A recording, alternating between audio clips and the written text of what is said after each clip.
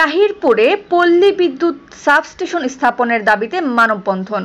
সুনামগঞ্জের তাহিরপুরে পল্লী বিদ্যুৎ উপকেন্দ্র স্থাপনের দাবিতে মানববন্ধন অনুষ্ঠিত হয়েছে। বুধবার 13 নভেম্বর বেলা 11টায় তাহিরপুর উপজেলা পরিষদ চত্বরে তাহিরপুরের সচেতন নাগরিক মহল ব্যানারে মানববন্ধন অনুষ্ঠিত হয়। মানববন্ধন শেষে উপজেলা নির্বাহী অফিসার আবুল হাশেমের হাতে স্মারকলিপি তুলে দেন তারা। মানববন্ধনে বক্তারা বলেন, শতভাগ অগ্রাধিকার থাকা সত্ত্বেও তাহিরপুর সদরে কোনো পল্লী বিদ্যুৎ সাবস্টেশন নেই। প্রতিটি উপজেলায় সাবস্টেশন উপজেলা সদরে স্থাপন করা হলেও ব্যতিক্রম হয়েছে এই উপজেলায়।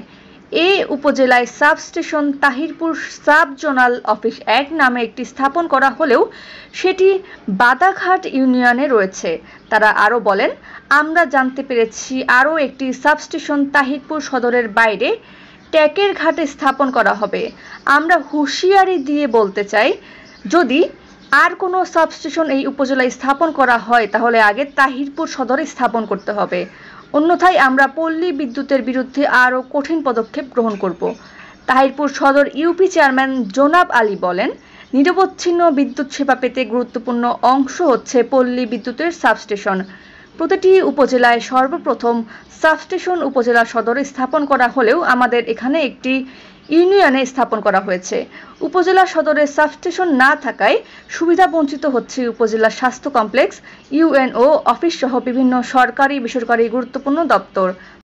তিনি বলেন, আমরা জানতে পেরেছি আবারও উপজেলা সদরকে অগ্রাধিকার না দিয়ে আরও একটি সাবস্টেশন সদর ইউনিয়নের বাইরে স্থাপন করার পায়তারা চলছে। আমরা এর তীব্র নিন্দা ও প্রতিবাদ জানাই।